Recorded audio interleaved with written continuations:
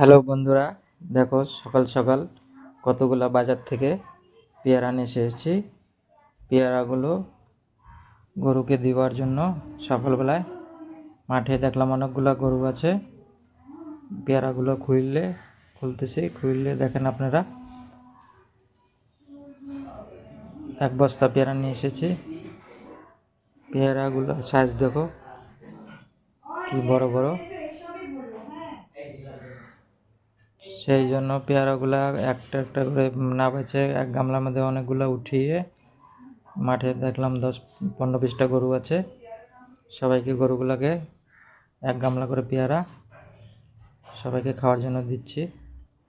দেখেন আপনারা, এই যে এক বালতি এখানে দিলাম, এক বালতি নয়, এক গামলা।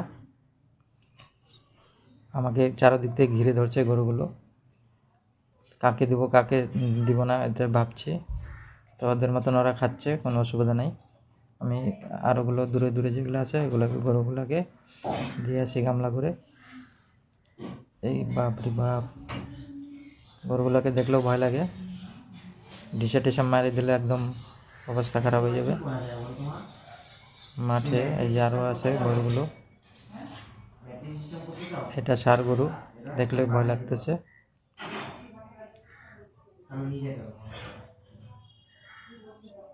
কি খাওয়ার ছোট পেয়ারাগুলো, কি খুশি গরুগুলো। আর একটা গরু দিক থেকে তাকাচ্ছে, আমাকে দাও আমাকে দাও।